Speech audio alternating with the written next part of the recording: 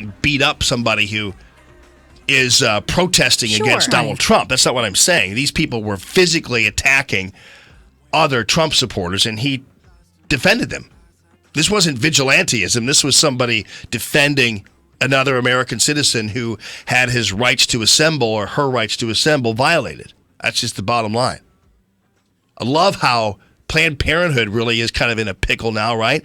Planned Parenthood, don't they say, remember they always said, oh no, abortion isn't what we do. We don't do any of that. We don't, that's not our business. We really are into contraception and physical exams and whatever they claim they were doing, STD checks, all that kind of stuff. Okay, and so Republicans and President Trump say, all right, fine, stop doing anything related to abortion, and we'll go ahead and keep funding you.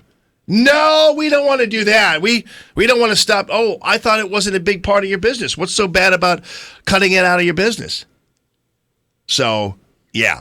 Now we know what Planned Parenthood really does stand for, and it's not condoms. And by the way, speaking of that, I love the front page of the Post-Dispatch. It was yesterday, and I featured it on TV as well, where it was about this whole ThriVe debate, and Bridget Van Veen is on with us in a second. And they had the picture of this guy standing in front of ThriVe headquarters, and he was cracking on ThriVe or abortion protesters or pro-life protesters for picketing Planned Parenthood. There's not one member of ThriVe who's picketed, or at least officially picketed, a Planned Parenthood.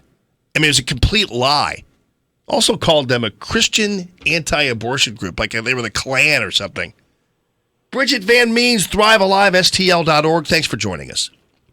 Hey, Jamie, I'm famous. I have my own fake news hit job. I know. I mean, that was just unbelievable on the cover of the Post-Dispatch.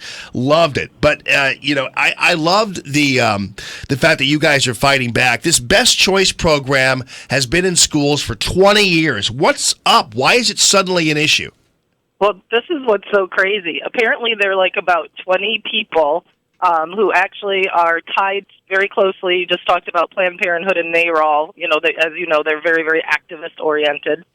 And so social media is wonderful, so you can find out what people are about just by checking them out on social media. So you have this group of a few handfuls of people who think it's a really, really good idea to teach middle school kids how to have sex, and it's a really bad idea to give any voice to encouraging middle school and high school kids to delay sex through middle school and high school, even though the research shows that it, directly contributes to school dropouts when we have an unplanned pregnancy, obviously trauma and upset when it comes to STDs. So here we are. I want to set the scenario. We've been doing this program for about 20 years in the greater St. Louis area.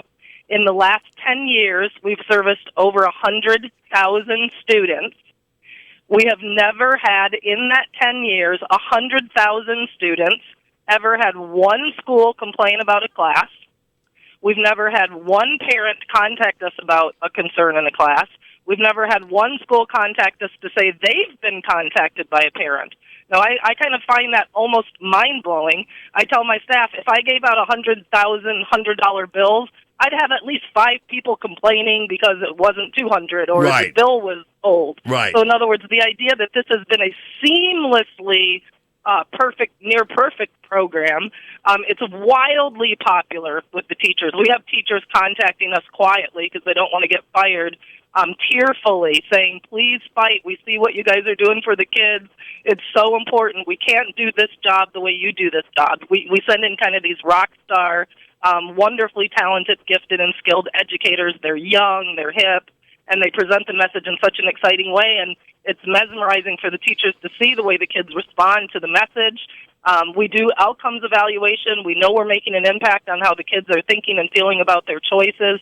Everything good about this program, and they will not. They're trying to stop us from having a voice in this, and it's because they're pro-abort. Exactly. I mean, it just is. This is a political movement, and this is basically it's basically harassment, and it's been one of those situations where this program, the Best Choice program, is simply supplying kids with an alternative view, an alternative view to what they see every single day in their media, in their lives, with their peers. Hang on the line, Bridget Van Means. I want to talk to you about this Wednesday meeting real quickly before we get to Doug Giles, but I do have to take a break here, so I'm going to put you on hold. ThriveAliveSTL.org. Francis Howell's already iced the program for next year, so they basically just said they surrendered.